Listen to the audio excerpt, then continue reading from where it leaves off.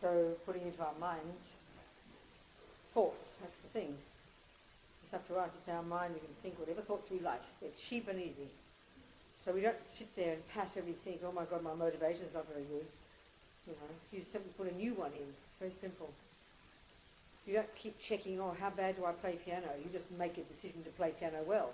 It's really so simple. Be proactive about it.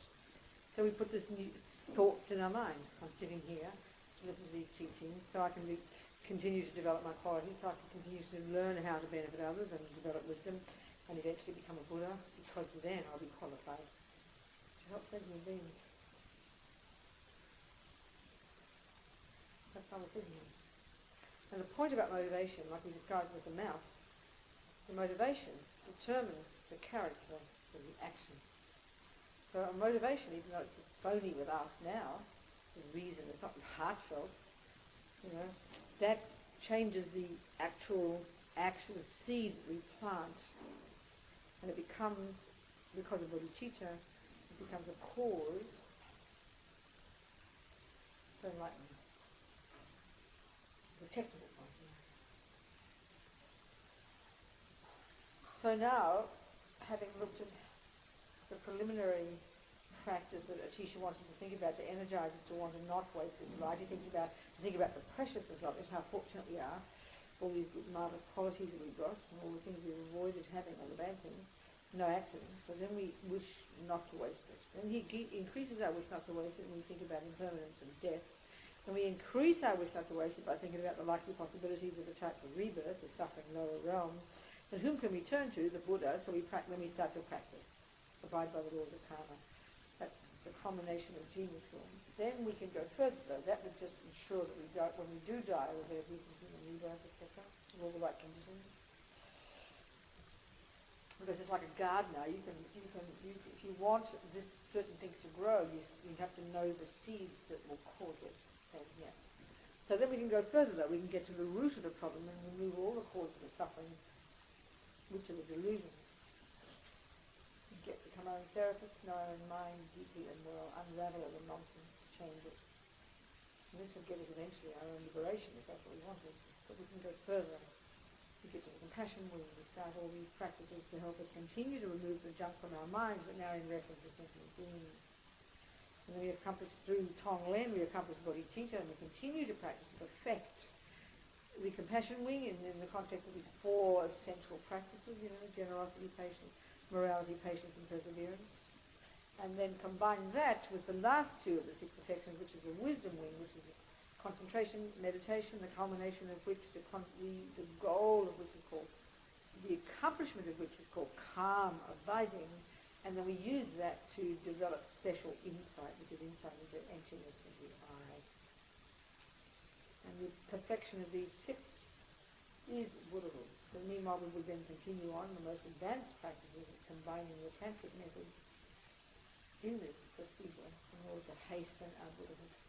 That's the path to enlightenment, all laid out perfectly. All the methods, the methodology, the technology, the protocol the Buddha has used and has laid out. This is all this text, this structure that Atisha kind of first presented in Tibet back in the 11th century.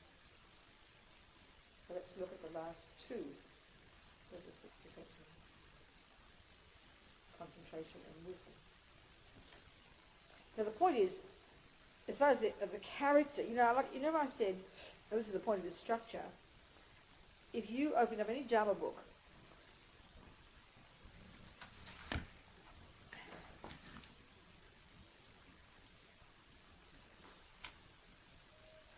and you see the word suffering, you'll know exactly where that fits in the path. Oh, I see. That's interesting. That's the Four Noble Truths. This is where Buddha lays down the cause of the suffering. The Four Noble Truths, which is the second scope, where you understand the nature of the mind and the delusions. The delusions. You'll see anything that says that. You'll just see it. The word. Just read the word. Develop the skill to look inside, to be introspective. You know that refers to high school, knowing your own mind. Compassion. You see the word compassion? You know that's university. So every single word of all Buddha's teachings has to fit into that structure. It's like every single bit of food in your fridge has to fit into a course, doesn't it? You wouldn't just chuck a few bits on the table because you don't know where it goes. There's got to be either dessert or entree or this or that. You hear the point I'm making? You understand the point? There can't be leftover bits. Oh, this just doesn't belong anywhere. Kind of stick it on the end like an ear, you know? That's bizarre. If it's a coherent system, it should be coherent. So all the Dharma teachings have to be in this nice, orderly way. So sorry. I really am losing my mind. What did I start with? This is very embarrassing. I know, but why? Thank you. I'm so embarrassed. This is really talk about concentration.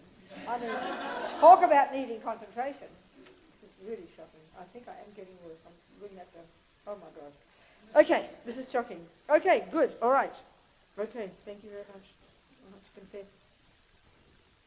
So, the type of teaching where actually concentration and wisdom belong is in high school. It's actually a Theravada, and it's a Hinayana teaching. It is a Hinayana teaching. In fact, the concentration meditation comes from the Hindus. It didn't begin being Buddhist. Buddha just took it and ran with it. You know, it's this marvelous psychological technique that enables you to access the subtle levels of your mind, so you can do this amazing work. The Buddha takes it 100%, thanks to Hindus. Thank you very much, and they're happy to share, no problem. But both wisdom, the sixth one, and concentration, the fifth one, they are both Theravada teachings. They're Hinayana teachings, they're second scope. But they're taught here in the context of the Mahayana, because they're to be combined with bodhicitta. This is why they refer the teachings, you know, to the development of ultimate and relative bodhicitta. It's just a term they use, but we need to understand that relative bodhicitta is bodhicitta. Ultimate bodhicitta refers to emptiness that's imbued with bodhicitta. This is what gives it the power to remove all the obstacles in the mind, to remove the obstacles of omniscience. Speaking loosely, you know.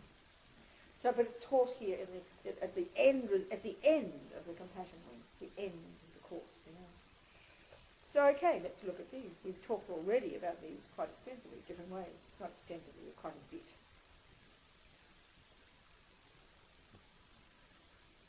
Fly is back again. My fly is back again. It's my fly. There's only one fly in this. Have you had flies? Oh, you have. Everywhere.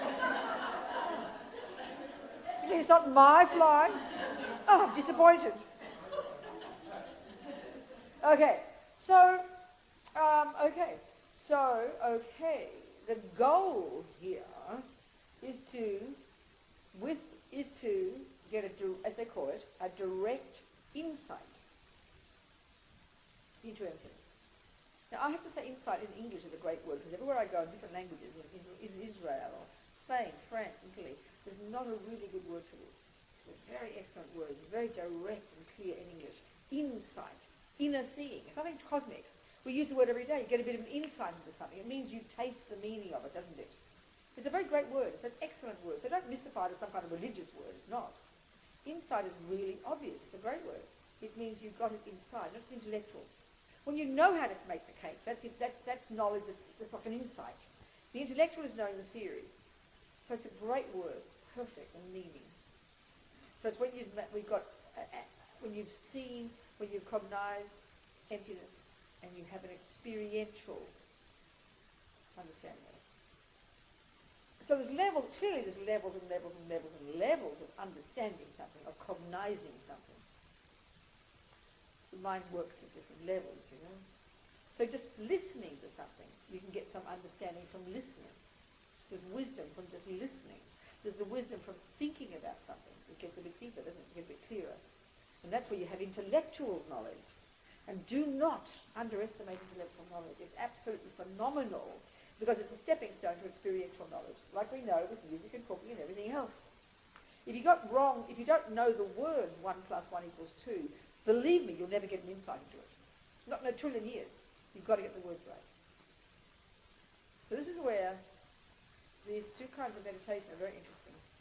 We mystify all these terms so ridiculously, you know. First, even the word meditation. We mystify that so hugely. But like I said, the Tibetan word is the verb gom. It's the verb to familiarize. So all you're doing when you meditate, quote unquote, if you're doing this, that's what meditation is. You are familiarizing your mind with that which is true and that which is virtuous. This is the entire thing. That's the point. You're familiarizing your mind, and that's a very good word. We call that learning something. We don't say, I'm going to familiarize my mind with maths tonight, or music. We'll just say we're going to learn it, we're going to memorize it, we're going to study it. We'll just use different verbs. But the word familiarize is the verb to meditate. And that's a shock to us, because we have many concepts of this idea of what we think meditation is. Very fascinating. Because this is the Buddhist meaning.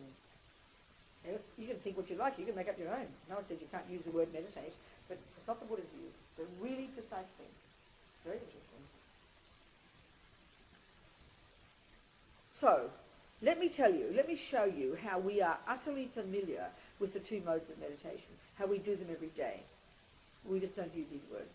So, I always quote, when I went to school, the nun school, but Miss Holton taught me mathematics. She's my teacher when I first went to school.